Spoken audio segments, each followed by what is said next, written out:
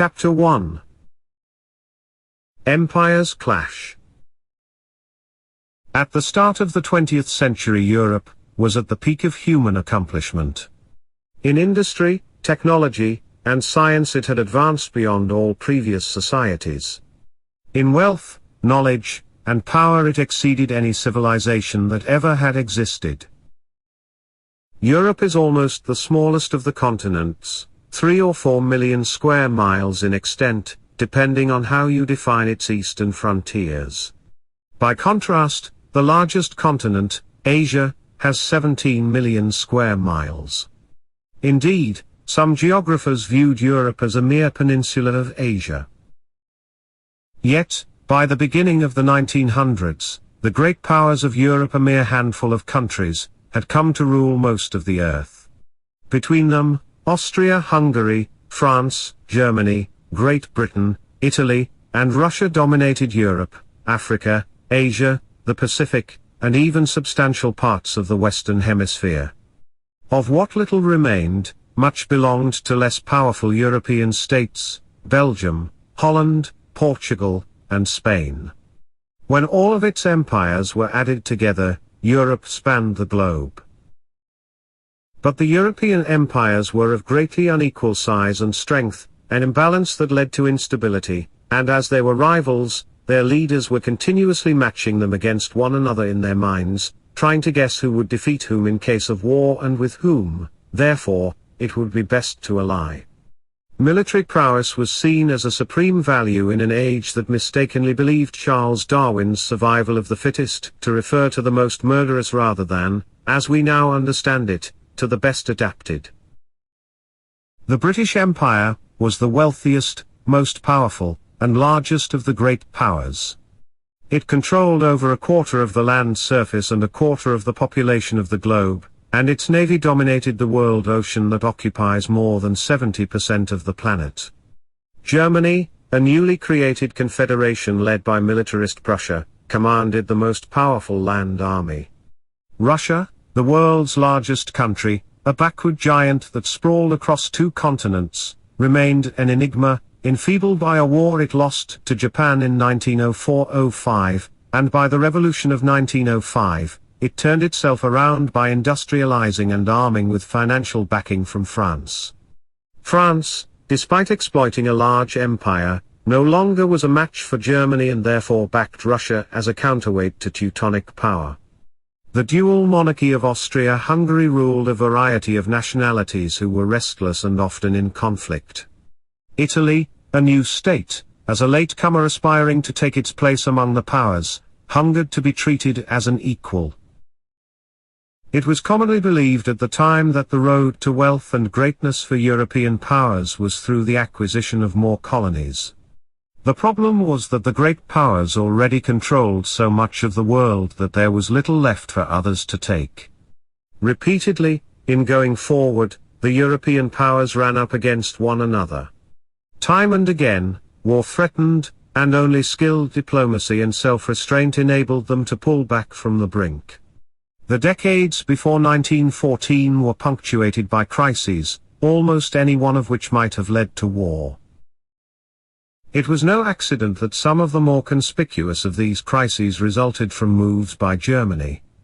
It was because Germany's emperor, the Kaiser, or Caesar, in changing his chancellor in 1890 also changed his government's policy. Otto von Bismarck, the iron-willed leader who had created Germany in 1870-71, was skeptical of imperialism. Far from believing that overseas colonies bring additional wealth and power, he apparently viewed them as a drain on both. In order to distract France from thoughts of recovering territories in Europe that Germany had seized, in Alsace-Lorraine, Bismarck encouraged and supported France in seeking new acquisitions in North Africa and Asia. As such a policy would bring France into frequent collisions with Imperial England and Russia, thus dividing Germany's potential rivals, it suited all of Bismarck's purposes. For reasons not entirely clear, Bismarck briefly departed from this policy in the early 1880s, when Germany acquired a small number of colonies. Post-Bismarck Germany coveted the overseas territories that the Iron Chancellor had regarded as mere fool's gold. It positioned itself to take part in the coming partition of China. But the rulers in Berlin had come to the game too late. Germany no longer could win an empire on a scale proportioned to its position as the greatest military power in Europe. There was not world enough. No more continents were there for the taking, no more Africas, no more Americas. Nonetheless, heedlessly, Wilhelm in Germany displayed an interest in overseas land. As France moved deeper into Morocco at the beginning of the 20th century to round out its North African empire, Germany, instead of offering encouragement and support, as Bismarck would have done, stepped in to oppose. These German moves misfired and sparked two of the more high-profile international crises of those years, the Morocco crises of 1905–06 and of 1911.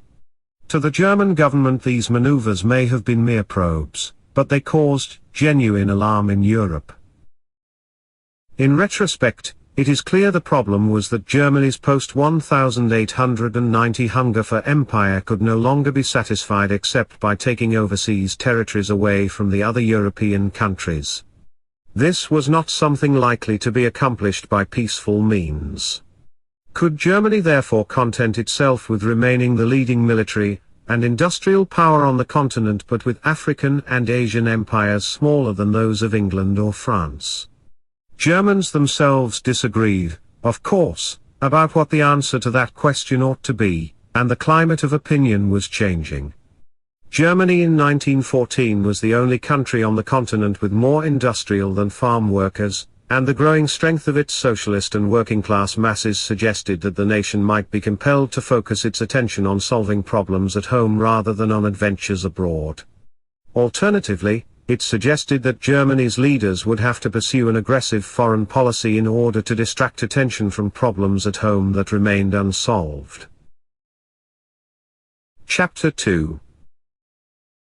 Classes Struggle. Nor was Germany alone in being divided against itself. Europe before the war was in the grip of social and economic upheavals that were reshaping its structure and its politics. The Industrial Revolution that had begun in 18th century France and England continued, at an accelerated pace, to effect radical changes in those two countries, as well as in Germany, and was making similar changes in others. Agrarian Europe, in part still feudal, and smokestack Europe, bringing modernity, lived literally at the same time but figuratively centuries apart.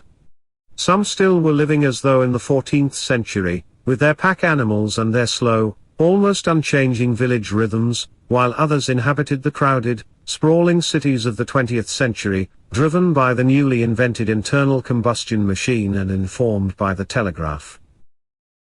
At the same time, the growth of an urban factory-working population in the Industrial Revolution brought conflict between that population and factory owners over wages and working conditions. It also pitted both workers and manufacturers, on the one hand, who could expand their exports only in a free trade world, against farmers, who needed protection, and the cash-poor landed gentry on the other. Class became a line of division and loyalty, the chief line according to many. Domestic strife threatened all the countries of Western Europe. In Britain, the Labour Party was formed to speak for a working class no longer content to be represented by the Liberal Party, which sympathised with wage earners but spoke as the voice of the professional classes and even some of the well-born. On the continent, Labour also turned to socialism, with growing success at the polls. In the German elections of 1912, the Social Democrats emerged as the largest single party in the Reichstag. It should have been some consolation to German and British conservatives that workers in their countries usually expressed their socialism peacefully by voting rather than, as syndicalists did in France, Spain, and Italy, by strikes, riots, and terrorist attacks. But governments, in these times of frequent war crises, worried that their peoples might not support them if war broke out. The issue had another side to it. Foreign adventures could distract from class and social conflict and bring the people instead to rally around the flag. Which would it be? Would class and social clashes divide, or would international conflicts unite? Chapter 3. Nations Quarrel. To socialist internationalism, the rival was nationalism, a passion that increasingly was taking priority over all else in the minds and hearts of Europeans as the 19th century departed and the 20th arrived. Even Britain contracted the fever. Ireland, or at any rate its Roman Catholic majority, agitated violently for autonomy or independence, and clashed with the Protestants of Ulster who prepared to take up arms to defend the union with Great Britain. Edwardian England already was a surprisingly violent country, torn by such issues as industrial wages and working conditions and also by the cause of woman suffrage. It was rocked, too, by a constitutional crisis that was also a class crisis. The crisis focused on two interrelated issues, the budget, and the power of the hereditary House of Lords to veto legislation enacted by the popularly elected House of Commons. Between them these conflicts eroded the sense of national solidarity. Now that the country also was polarized on the question of Home Rule for Ireland, large sections of the army and of the Unionist Conservative Party seemed prepared to defy law and government in order to hold on to the union with Ireland. The precedent set by the United States in 1861 was troubling. Would there be a British Civil War? On the continent of Europe the flames of nationalism threatened to burn down even structures that had endured for centuries. Habsburg ruled Austria, a holdover from the Middle Ages that until recently had been headed by the so-called Holy Roman Empire, remained, as it had been in the 19th century, the principal enemy of European nationalism. The two great new nations of Germany and Italy had been carved out of domains that the Habsburgs once had dominated. At universities, coffee houses, and in the dimly lit hiding places of secret societies and terrorists, in the Balkans and Central Europe in the early years of the 20th century, plans were being hatched by ethnic groups that aspired to achieve something similar. The nationalists were in contact with one another and with nihilists, anarchists, socialists, and others who lived and conspired in the obscurity of the political underground.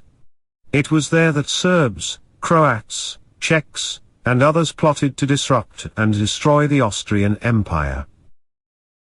The Habsburgs were a dynasty that over the course of 1,000 years had come to rule a motley collection of territories and peoples, a multinational empire that held no prospect of ever becoming a homogeneous national state. Centered in German-speaking Vienna, Austria-Hungary encompassed a variety of languages, ethnic groups, and climates. Its 50 million people comprised perhaps 11 or so nations or parts thereof. Many of its lands originally had been dowries that had come with marriage to territorial heiresses. Whatever else you might say about them, the Habsburg family wedded well. At its height in the 16th century, when it included Spain and much of the New World, the Habsburg family holdings comprised the largest empire in the world. Habsburg roots went back to Christmas Day 800, when Charlemagne the Frank was crowned Emperor of the Roman Empire in the West by the Pope. As Holy Roman Emperor, a post to which a Habsburg was almost always elected from the 15th century until it was abolished in the early 19th century, the Habsburgs dominated Central Europe, including its many German and Italian-speaking political entities. In the aftermath of the 1848 revolutions, they lost their Italian possessions to the newly unified Italy, and they were excluded from Prussian-organized, newly unified Germany in 1870-71. Once the leader of Europe's Germans and Italians, the Habsburg Emperor, was left as the odd man out. Left alone with a German core, of Austria's 28 million inhabitants, only 10 million were German, an restive empire of Central European and Balkan peoples, mostly Slavs, the Habsburg ruler Franz Joseph found himself presiding over a political entity that arguably was not viable. The solution that he found in 1867 was a compact between Austria and a Hungary that was ruled by its Magyar minority, in which Franz Joseph served both as Emperor of Austria and King of Hungary.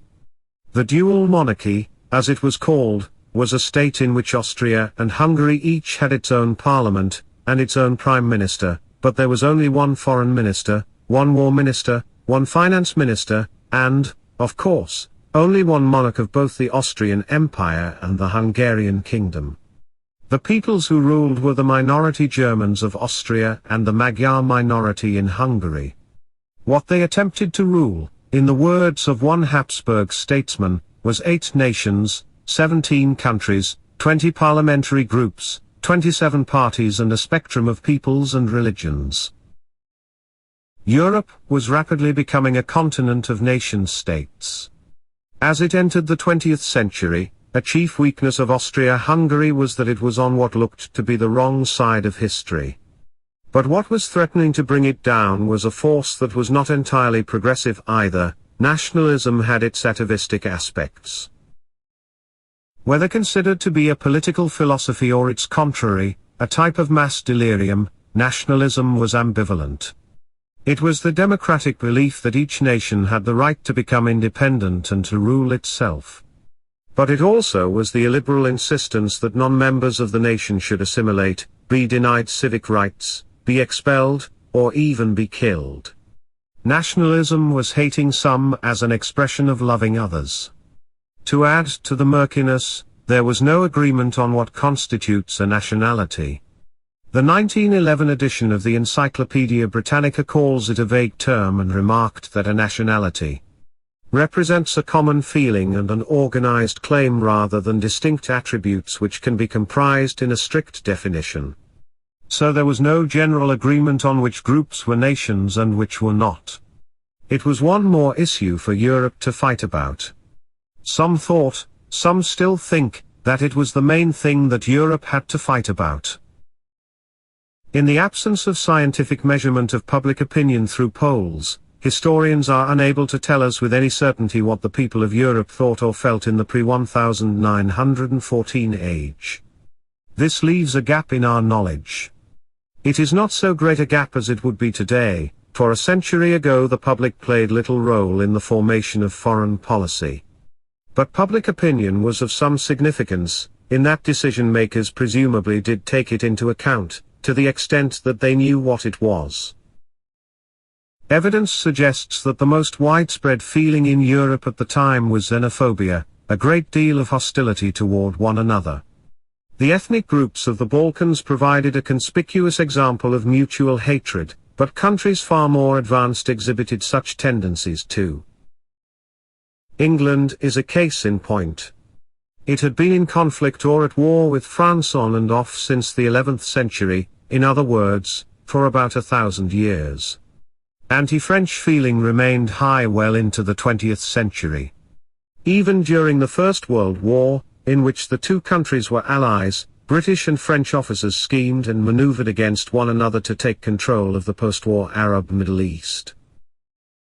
Britain came into collision with Russia much later than it did with France, but once they did clash it was all across the board. The two countries opposed each other on one point after another, economically, politically, militarily, and ideologically, until Britons grew to object to Russians not merely for what they did but for who they were. The story is recounted at length in a classic, The Genesis of Russophobia in Great Britain by John Howes Gleason. Germany came into existence as a state only in 1871, and seemed to be a possible ally. The idea was discussed at the highest levels more than once, but the British became suspicious of Germany and then antagonistic. This was for a variety of reasons, thoroughly discussed in Paul Kennedy's definitive account, The Rise of the Anglo-German Antagonism. So the British, though they believed themselves to be open-minded, detested the peoples of the next three ranking great powers, the French, the Russians, and the Germans. The questions that European statesmen attempted to resolve at the dawn of the 20th century therefore were being faced against a background of peoples who harbored hostile, sometimes warlike, sentiments. The rise of independent mass circulation newspapers in the 19th century in such European countries as England and France brought to bear upon decision-making yet another powerful influence impossible to calculate precisely. Appealing to popular fears and prejudices in order to win circulation, the press seems to have exacerbated hatred and divisions among Europeans. Of the anti-German British press and the anti-British German press, the German Emperor wrote to the King of England in 1901, "The press is awful on both sides."